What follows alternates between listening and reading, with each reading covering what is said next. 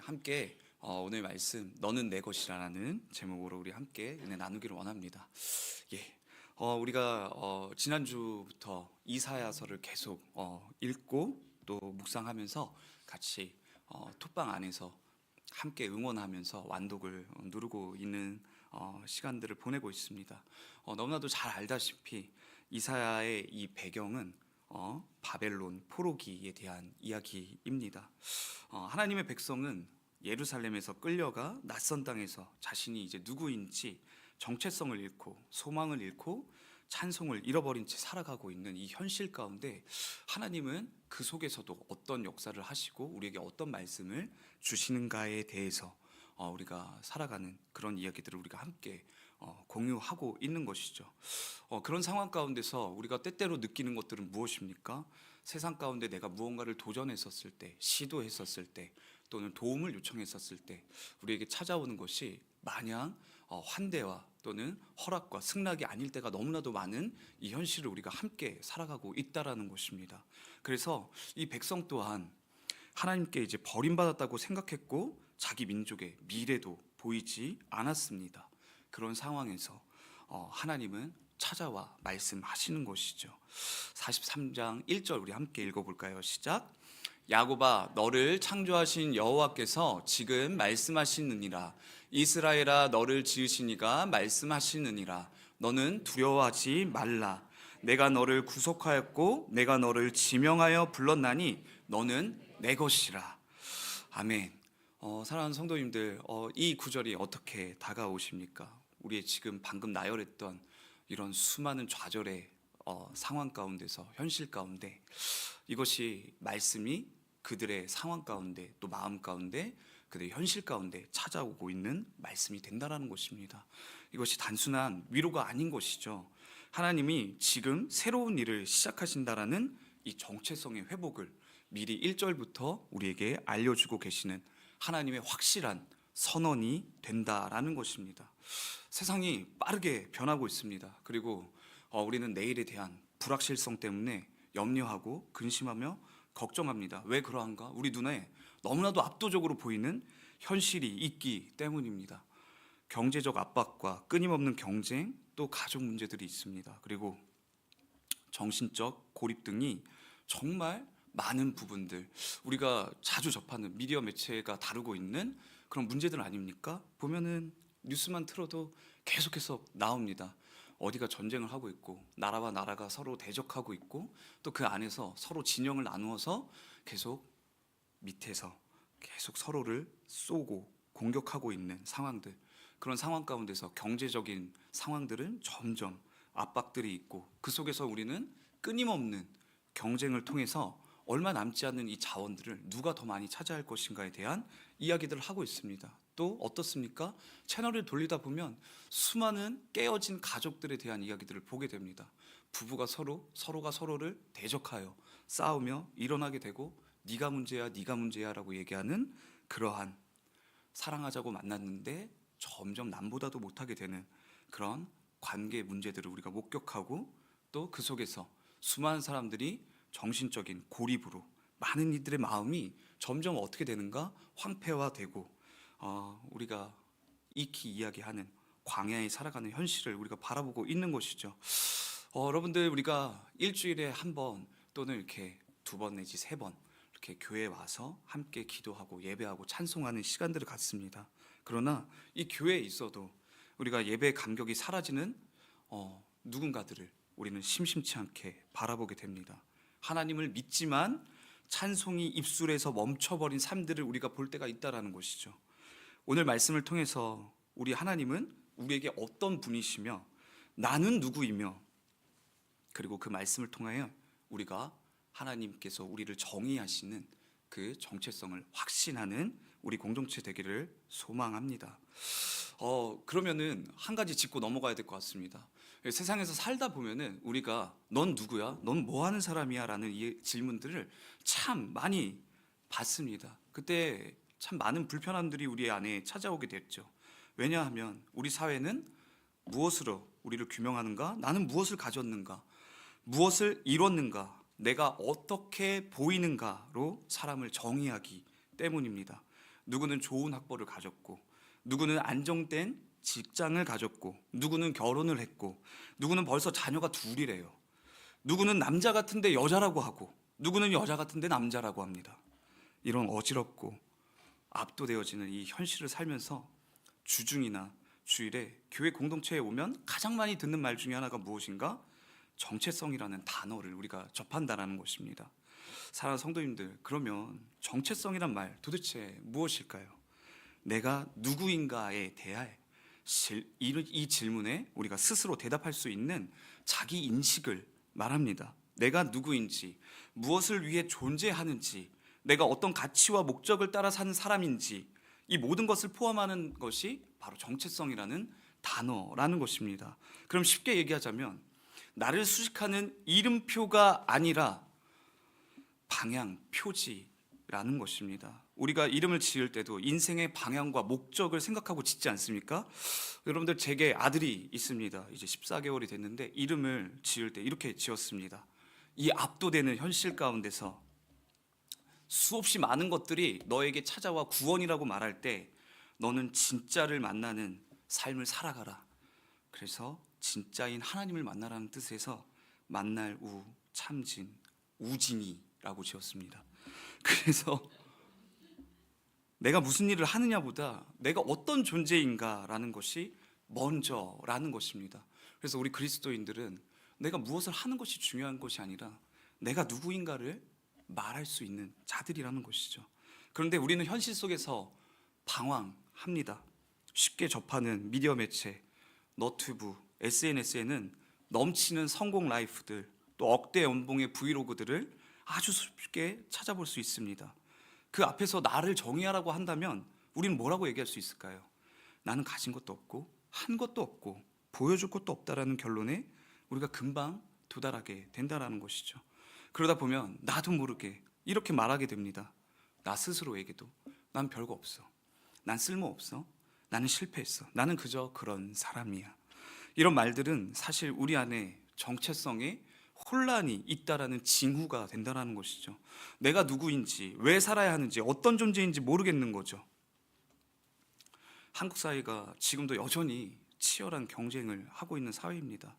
취업, 결혼, 성취, 인간관계, 외모, 또 내 연봉, 이 모든 영역에서 우리는 평가를 받고 영향력을 가져서 수를 모아서 힘을 가져야 하는 자신을 끊임없이 증명해야만 살아남을 수 있다라는 메시지를 매일마다 접하게 되는 그런 사회를 우리가 살아갑니다. 내가 얼마나 가졌는가가 곧 내 정체성입니다. 그래서 우리 다음 세대들, 특별히 우리 청년들까지 자신의 정체성을 숟가락에 비유하면서 흙수저, 금수저, 심지어는 다이아몬드 수저까지 자신의 등급을 매기는 기이한 현상이 일어나고 있는 것을 우리가 보게 되는 것이죠. 그런가 하면 또 어떻습니까? 이미지와 평판의 중심에서 우리가 그런 문화를 살아가면서 자기 이미지를 만들어가야 된다는 그런 충고들과 자기개발서들을 흔하게 보게 됩니다. 즉 자기 브랜딩을 해야 한대요. 그래서 자기 실체보다 타인이 나를 어떻게 보는가에 굉장히 민감해진 이 시대를, 우리가 사회를, 관계를 살아가고 있다라는 것입니다. 그래서 결국에는 우리가 어떻게 되는가? 모두가 다 가면을 쓰는 사회를 살아갑니다. 진실하지 않고 남이 좋아할 이미지를 내 얼굴에 덮고 살아가는 것이죠.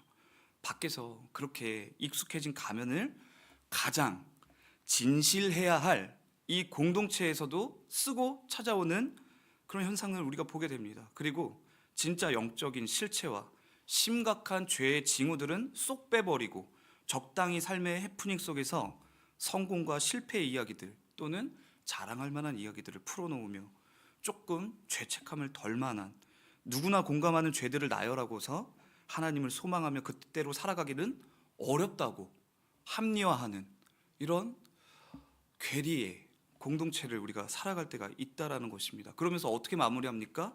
기대 없이 같이 기도하자, 한 주 동안 같이 기도하자 라고 말하곤 돌아가는 이 소그룹 문화 속에서 우리 공동체에서도 점점 관계가 어떻게 됩니까? 얕고 피상적이며 진짜 마음은 숨긴 채 살아가는 현상들을 우리가 바라보게 되는 것입니다. 이런 징후들 우리 중직자분들께서 굉장히 많이 계시기 때문에 경험하시지 않으십니까? 청년들하고 신방하다 보면 이런 이야기들을 듣습니다. 목사님, 사람들 앞에서 제 이야기 어떻게 해야 될지 모르겠어요. 한 주간 어떻게 살았는가? 그냥 똑같았어요. 한 주간의 묵상은 어땠나요? 제가 질문합니다. 말씀을 통해서 하나님은 당신에게 오늘 어떤 말씀을 주십니까? 그 말씀에 어떻게 반응하시며 사세요? 어떻게 하나님하고 관계하시며 사세요? 그러면 이야기합니다. 보이지 않는 하나님, 알 수 없는 성경의 이야기가 내 이야기 되지 못해서, 그렇게 의미가 되지 못해서, 자신이 어떤 삶을 살아야 될지 찾지 못해서 막막합니다 라고 이야기합니다. 그러면서도 대신 소망을 가지고 드러내는 것은 무엇인가? 하나님이 이 세상의 기준에 부합하도록 내게 성공을 주시고 소유를 넉넉히 하셔서 내 인생 속에서 하나님이 하나님 되심을 증명해 주시기를 바랍니다라는 이야기들을, 또 그 마음들을 저에게 풀어주시곤 합니다. 그럼 저는 다시 질문합니다. 왜 하나님이 당신에게 잘해 주셔야 됩니까? 시비가 아니라요. 시비가 아니에요. 왜 하나님이 당신에게 잘해 주셔야 됩니까? 하나님이 당신의 성공에 대한 의무가 있으신가요? 라는 질문을 하면 굉장히 당황해하는 거죠. 그럼 또 관성에 의해서 또다시 하나님과 나 사이에 작동하는 마음이 생긴다는 거예요. 어떤 마음인가? 내가 하나님께 쓸모 있는 존재인가? 라는 잣대가 계속해서 들이밀고 있는 것입니다. 그래서 계속해서 우리가 무엇으로 향합니까? 하나님 앞에서 자유와 해방과 수고하고 무거운 짐진 자들아 다 내게로 오라. 내가 너를 쉬게 하리라. 그리고 나의 짐을 짊어져라. 내 짐은 가볍고 쉽다라는 그 말씀이 내 안에서 성취되기보다는 또 하나님 앞에서 내가 뭔가를 열심히 해야 된다. 지켜내야 된다. 하나님 앞에서도 내가 착한 자녀가 돼야 된다라는 잣대를 자기한테도 끊임없이 밀고 있다라는 것이죠. 그런데 주님이 우리에게 그렇게 묻지 않으신다라는 거예요. 너 뭐 했니? 라고 말씀하시는 분이 아니라 너는 누구냐라고 우리에게 물으시고 이렇게 말씀하시는 것이죠. 우리 이사야 43장 1절 한번 간략하게 다시 한번 읽어보겠습니다. 시작. 야곱아, 너를 창조하신 여호와께서 지금 말씀하시느니라. 너는 내 것이라. 사랑하는 여러분들, 여기 안에 어떤 조건이 있습니까? 우리의 조건은 아무것도 없어요. 하나님의 인과율이 발생합니다. 내가 너를 창조했어. 이것이 하나님의 원인입니다. 그리고 그 결과는 무엇입니까? 그래서 너는 내 것이야. 즉 우리가 하나님의 소유되었기 때문에 나의 어떤 것을 증명하는 인생이 되는 것이 아니라 내가 그분께 속했다라는 것이 그분과의 관계 가운데 가장 결정적인 원인이 된다라는 것입니다. 이유가 된다라는 것이죠. 여러분, 이 야곱이라고 이야기하는 자, 한평생 자기 이름대로, 야곱의 이름 뜻이 무엇입니까? 움켜쥐는 자. 움켜쥐는 인생을 살아온 그 인생을 향해 하나님이 말씀하세요. 너는 너의 소유로 증명하지 않아도 돼. 이미 너는 내게 속한 자란다. 그래서 그가 자신의 정체성을 어디서 깨닫습니까? 야복강에서 하나님과 씨름하면서 새로운 이름을 얻어서 살아가지 않습니까? 이스라엘, 하나님과 씨름하는 자, 하나님을 이겨 하나님을 소유하게 된 자. 그래서 하나님이 나의 하나님이 되시고 내가 그의 기르시는 백성이 되는 삶, 서로가 그 언약으로 말미암아 서로의 존재를 소유하게 되는 인생으로 그 정체성을 가지고 살아가는 것이 이스라엘 아닙니까? 그래서 성경은 우리를 향해서 영적 자기개발서로 읽으라고 우리에게 주어진 책이 아니라 하나님을 만나기 위해 읽어서 내가 누구인지, 하나님이 누구인지를 알게 하는 말씀이 담겨 있는 책이라는 것입니다. 여러분, 오늘 우리는 하나님께서 우리를 누구로 부르셨는지를 회복해야 합니다. 하나님은 우리를 에베소서 1장 3절을 통해서 이렇게 이야기합니다. 같이 한번 읽어보겠습니다. 시작. 찬송하리로다. 하나님 곧 우리 주 예수 그리스도의 아버지께서 그리스도 안에서 하늘에 속한 모든 신령한 복을 우리에게 주시되. 아멘. 아멘. 하늘에 속한 모든 신령한 복을 주셨다라고 선언하십니다. 성경은 계속해서 사도 바울을 통해서 이 신령한 것은 무엇인가? 성령이라고 이야기합니다. 좋은 것을 너희에게 주시지 아니하시겠느냐? 곧 성령을 너희에게 주시지 아니하시겠느냐? 4절과 5절에서는 하나님께서 아버지 그리고 아들 그 성령을 통하여 우리에게 어떤 계획을 이루시고 계신지를 이야기합니다. 4절 5절 같이 함께 읽겠습니다. 시작. 곧 창세전에 그리스도 안에서 우리를 택하사 우리로 사랑하면서 그 앞에 거룩하고 흠이 없게 하시려고 없으신 뜻대로 우리를 예정하사 예수 그리스도로 말미암아 자기의 아들들이 되게 하셨으니 아멘. 사랑하는 성도님들, 우리를 창세전에 사랑하셔서 택하셨다고, 그리고 우리를 찬송하게 하려고 자녀 삼으셨다고 이야기하세요. 여러분들, 이 세상의 시간과 공간의 시작이 기록되어 있는 책이 무엇입니까? 창세기입니다. 그런데 에베소서는 창세 전의 이야기를 하고 있습니다. 여러분들, 이것이 너무나도 놀라운 신비가 담겨져 있는 그 뜻이 아니겠습니까? 창세 전의 이야기를 하면서 시간과 공간이 창조되지 않았던, 하나님 스스로 존재하셨던 그 시기 때에 하나님께서는 우리를 향하여 함께 하시고 사랑하시고, 그리고 그 신령한 복으로 함께 거하시려고 이 일을 예정하셨다. 우리를 바로 자녀 삼으셨다라고 이야기합니다. 그래서 우리의 정체성은요, 세상의 평가표에 따라 움직이는 게 아닌 거예요. 하나님께서 우리 존재 그 자체를 사랑하신다라는 이 선언이 우리를 다시 살게 하고, 다시 예배하게 하고, 다시 우리로 하여금 그 이름을 찬송하게 한다라는 것입니다. 그래서 사랑하는 성도님들, 우리 예수 그리스도께서 들으셨던 이 음성을 날마다 매일마다 우리의 기도 자리에서 우리는 들어야 됩니다. 왜냐하면 우리 구주께서 이 음성으로 자신을 정의 내리셨기 때문이에요. 마태복음 3장 17절 함께 읽겠습니다. 시작. 하늘로부터 소리가 있어 말씀하시되, 죄송합니다, 없군요. 제가 읽어드릴게요. 자, 하늘로부터 소리가 있어 말씀하시되 이는 내 사랑하는 아들이요 내 기뻐하는 자라 하시니라. 사랑하는 성도님들, 소망 없고 죄로 관영한 이 세상 가운데 찾아오신 이유가 예수님께서 아버지 사랑 때문에 이 땅 가운데 찾아오셨대요. 온 인류의 죄를 맡기로 작정하시고 사역의 시작을 알리시는 그 세례의 자리에서 하늘 문이 열리고 성령께서 땅으로 내려와 예수의 머리 위에 머무시면서 하늘에서 음성이 들립니다. 이는 내 사랑하는 아들이요 내 기뻐하는 자다. 여러분, 이 사랑을 받은 자, 성자 예수님께서 아버지 하나님이 사랑하시는 세상을 위하여 그 사랑을 구원하여 돌려드리는 이 놀라운 십자가 사역의 현장을 한번 우리가 바라보자고요. 예수님은 날마다 기도 자리에서 자신의 정체성을 확인합니다. 나는 아버지께 사랑받는 자다. 아버지는 나를 기뻐하신다. 내가 무엇을 해서가 아니라 내가 아들이어서 나를 기뻐하신다. 그리고 나는 그 아버지의 사랑을 누리면서 아버지께서 사랑하시는 이 세상을 위하여 기꺼이 오늘 십자가를 짊어지시겠다. 여러분, 이것이 예수님의 정체성이에요. 소망 없는 땅을 위해서 사랑을 이루시는 이 사역은 어떤 비교도 어떤 모호함도 없다라는 것이죠. 오늘 우리가 읽은 이 이사야의 배경을 다시 한번 살펴볼게요. 과거에 묶인 삶을 살아가는 사람들이 있어요. 내가 전에는 이렇게 화려하게 살았는데 향수하고 추억합니다. 그리고 그 그리움 가운데 현실을 바라보면서 절망합니다. 그 절망을 묵상합니다. 누구입니까? 이스라엘 백성입니다. 그리운 예루살렘, 시온산 위에서 영광으로, 연기로 임하시는 그 영광 가운데 드렸던 예배, 우리가 매일 성경 우리가 함께 묵상하면서 역대상을 묵상하지 않습니까? 여러분들, 그 역대상 묵상하시면서 정말 영광스러운 그 예배의 현장 가운데 나도 있고 싶다라는 소망 갖고 싶지 않으셨습니까? 성소와 지성소가 분리되어 있지 않고 하나님의 언약궤는 중심에 놓여져 있고 모든 레위인들이 삥 둘러싸서 감사와 찬양과 예언을 24시간 365일 4,000명이 24팀으로 24시간 365일 데이 앤 나잇, 낮과 밤 계속 하나님을 예배하는 그 예배의 현장, 그 가운데서 하나님이 실제로 가시적인 영광을 보여주시고 임재하고 있다라는 것, 그 영광된 순간들을 이 백성들이 향수하고 추억한다는 것이죠. 그러나 현실은 어떻습니까? 나라는 지도에서 사라졌습니다.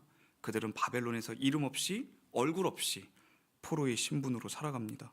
그 속에서도 하나님의 말씀을 읽으니 무엇이 기록되어 있는가? 과거 출애굽 사건이 기록되어 있습니다. 16절 17절입니다. 제가 읽어드릴게요. 나 여호와가 이같이 말하노라. 바다 가운데의 길은 큰 물 가운데에 지름길을 내고 병거와 말과 군대의 용사를 이끌어내어 그들이 일시에 엎드려져 일어나지 못하고 소멸하기를 꺼져가는 등불 같게 하였느니라. 사랑하는 성도님들, 어떤 무력 시위 없이 하나님이 그 권능으로 이집트를 탈출하게 하신 역사가 이 백성의 역사의 첫 시작이었다라는 것입니다. 그렇게 하나님이 우리를 이끄시는 왕이 되셨어요. 하나님이 누구신지를 알려주세요. 우리 이사야 43장 15절 한번 읽어보겠습니다. 시작. 나는 여호와, 제가 읽어드릴게요. 나는 여호와 너희의 거룩한 이요 이스라엘의 창조자요 너희의 왕이니라. 아멘. 하나님께서 자신을 우리에게 알려주고 계세요. 계시하고 계세요. 내가 너희를 구원해냈고 그리고 내가 너희의 왕이야 라고. 그러나 오늘 이스라엘의 현실은 어떤가? 무력감과 시리에 빠져 있다라는 것이죠. 하나님이 어디에 계신지 보이지 않아요. 현실은 억압의 굴레 속에서 바벨론의 시스템에 맞춰 살아가는 것 뿐이에요. 이 압도하는 소망할 수 없는 이 현실 속에서 하나님이 오늘 그 자리에 말씀하고 계신다라는 것입니다. 18절 우리 함께 읽겠습니다. 시작. 이전 일을 기억하지 말라 새 일을 행하리라. 죄송해요. 제가 버전이 달랐어요. 다시 한번 읽을게요. 시작. 너희는 이전 일을 기억하지 말며 옛날 일을 생각하지 말라. 아멘. 과거의 실패나 이 세상의 왜곡된 기준에 얽매이지 말고 살아가라라고 이야기하는 것입니다. 하나님의 역사하심과 하나님의 그 과거에 기록되었던 그 역사를 공식화해서 살아가지 말라라는 것이에요. 대신 하나님께서 이야기해 주시는 것이죠. 앞으로 어떻게 살게 될 것인지 내가 말해 줄 거야. 오늘날 교회 이야기에서도 마찬가지입니다. 과거에 실패가 있고 또 상처가 있고 비교와 또 열등감에 갇힌 이 정체성을 가지고 예배 드리러 오는 분들이 있다라는 거예요. 자리를 찾아오시는 발걸음이 매우 귀하죠. 그런 힘든 가운데서도 하나님을 찾으러 오시는 것이니까. 그러나 어떠한 모습을 우리가 볼 수 있는가? 찬양이 막혀 있다라는 것이에요. 사랑하는 성도님들, 혹시나 과거의 경험이 또는 큰 사건이 오늘 나를 정의하도록 두고 계시지는 않으신가요? 하나님은 내 삶에 침묵하시고 무력하게만 느껴지시는 것 혹시 오늘의 나의 상태와 오늘 내가 하나님을 대하는 그런 태도인가요? 성경을 보면은 구원의 역사들로 가득 차 있는데 하나님이 왜 내 삶에는 상관하지 않는 것 같아서 오늘 내 마음이 좌절되는 것, 혹시 이런 마음들이 있으신가요? 이런 이스라엘 백성의 마음 앞에 하나님이 지금 말씀하고 계신 것입니다. 19절입니다. 우리 함께 읽겠습니다. 보라, 내가 새 일을 행하리니 이제 나타낼 것이라. 너희가 그것을 알지 못하겠느냐? 반드시 내가 광야의 길을 사막의 강을 내리니. 아멘. 하나님이 새 일을 행하시겠다고 하십니다. 그런데 이유가 있어요.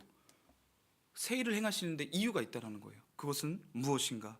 21절입니다. 함께 읽겠습니다. 이 백성은 내가 나를 위하여 지었나니 나를 찬송하게 하려 함이니라. 아멘. 아멘. 우리에게 새 일을 행하시고 우리를 구원하시려고 하는 이유가 있다라는데 그것이 무엇인가? 너희의 존재의 목적, 너희의 존재의 원인, 그것은 무엇인가? 내가 너희를 창조했고 내가 너희의 왕이기 때문에, 그리고 너희는 내게 속하였기 때문에, 그래서 너희는 할 것이 무엇인가? 찬송하려 하는 것이다 라고 우리에게 이야기해 주십니다. 하나님이 새롭게 우리에게 주시는 정체성의 선언이라는 것입니다. 하나님을 찬송하게 하려 함이에요. 그분의 이름을 붙들고 우리가 찬송으로 나아가는 것이 이 세상에 압도당해서 자신의 정체성을 모르는 삶에게 주어진 새로운 정체성이라는 것입니다. 너는 좌절하려고 고통받으려고 태어난 게 아니야. 너는 하나님의 사랑받는 자녀야. 이건 너를 향한 나의 계획이자 예정, 즉 하나님의 뜻, 나의 뜻이다, 예언이다. 여기서 더 이상 포기하지 마. 그분의 이름을 노래하는 삶을 살아가라고 우리에게 전하고 계시는 것이죠. 사랑하는 성도님들, 순서를 기억하셔야 돼요. 찬송이 오늘 우리 삶의 어떠함에 따른, 하나님께서 제게 좋은 일을 주셨어요, 복을 주셨어요, 제 인생 가운데 성공을 맛봤어요, 무엇을 경험했어요, 그래서 감사해요 라는 것이 아니라, 기분에 충만해져서 좋아서 따라오는 선택이 아니라, 찬송의 이유가 하나님이 창세 전부터 우리를 택하셨다라는 이 사실에서 출발한다라는 것입니다. 시간과 공간이 시작되기 전부터 하나님을 우리를 향해서 예정하신 뜻이 우리가 하나님을 향해 찬송하는 것이라는 것이에요. 우리 에베소서 1장 5절에서 6절 한번 읽어보겠습니다. 시작.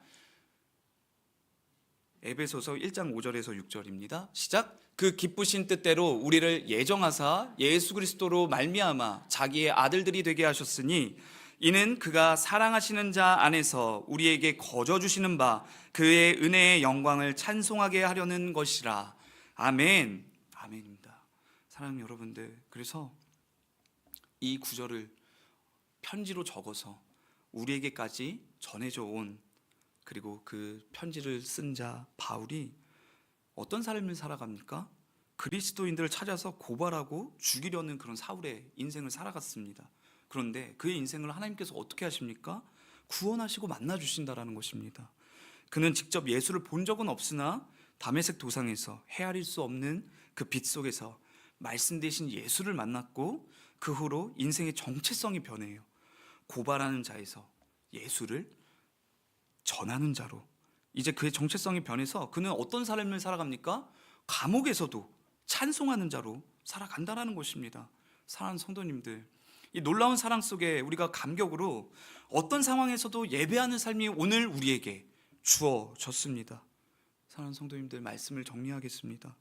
오늘 이 아침 내 정체성이 예수께서 들으시는 음성인 이는 내 사랑하는 아들이라 내가 저를 기뻐하노라, 이는 내 사랑하는 딸이라 내가 저를 기뻐하노라, 이미 예정하시면서 구원하신 그 원인 속에서 오늘 우리의 반복되는 일상 속에 우리의 마땅한 반응이 그렇습니다. 나는 하나님을 찬송하는 자임을 기억하는 오늘을 살아가는 우리 공동체 되기를 예수의 이름으로 소망합니다. 내 찬양을 가로막는 세상의 목소리들 때문에 여러분들 좌절하실 수 있습니다. 그러나 오늘도 우리에게 신실하게 말씀하시는 분이 우리와 함께 살아서 역사하신다라는 것을 기억하시고 신뢰하시는 오늘을 살아가십시오. 그렇게 말씀으로 분별하는 우리 공동체 되기를 기도하기를 원합니다. 그리고 이 찬양을 선택하는 평범함 속에서 우리가 위대하신 분을 높여드리는 우리의 하루가 되기를 정말 원합니다. 여러분, 그래서 우리 공동체의 목적은 바로 이것이에요. 은혜로 오늘을 사는 우리 하나은혜 교회, 우리가 함께 찬양하면서 기도하기를 원하는데요, 제가 한 가지 이야기를 들려드릴게요. 신대원 시절에 동기분 중에 한 명이 찬양 사역자였거든요. 그리고 한 찬양에 그분이 직접 쓰시고 또 발표하신 곡에 대한 이야기를 들려주셨어요. 그분이 IMF 때 건설업에 종사하신 아버지께서, 그때 당시 정말 국가의 부도 위기였기 때문에 많은 삶이 정말로 추락하는 것들을 우리가 생생하게 목격하지 않았습니까? 정말 아버지께서 부도를 겪으시고 온 집안에 차 딱지가 붙여지던 날 정말 기도하셨대요. 내가 정말 소중하게 아끼는 이 건반과 모듈은 하나님 제발 지켜주세요. 근데 정말 그거는 어떻게든 사수하셨대요. 그런데 거기서 끝나지 않고 계속해서 가족 안에서 구성원들, 엄마, 아빠, 또 형제들이 깨어지는 것들을 계속 목격하실 수밖에 없게 됐대요. 자꾸만 극단적인 선택을 하려고 하는 그 가운데서 어떠한 빛도 보이지 않는 정말 터널 같은 시간들을 보내시는데, 그 마지막을 결단하는 가족들을 구원하시고 찬송을 회복시켜 주시는 그 상황들, 매일 밤마다 기도하시면서 계속 울면서 하나님 앞에 나아가셨대요. 그런데 하나님께서 정말 그 극단적인 어떤 시도들 앞에서도 하나님께서 정말 찾아주시고 또 구원해 주시고 또 회복시켜 주시는 그런 일련의 사건들을 경험하면서 그 감격하는 와중에 예배 시간에, 기도 시간에 들려주신 음성이 있었대요. 그것은 무엇인가? 생명은 죽게 있다. 사명자는 사명을 다하기 전까진 죽지 않는다라는 것을 그분께서 기도 가운데 정말로 듣게 되셨다라는 것입니다.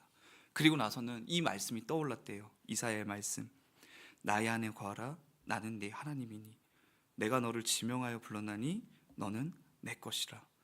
사랑하는 성도님들, 이 구원받은 생명에게 부어지는 이 새로운 정체성의 고백이 여러분들 들리십니까? 내가 하나님께 속겠다라는 이 고백과 함께 사랑하는 성도님들과 함께 이 찬양 같이 부르기를 원합니다. 나의 안에 거하라, 우리 함께 부르도록 하겠습니다.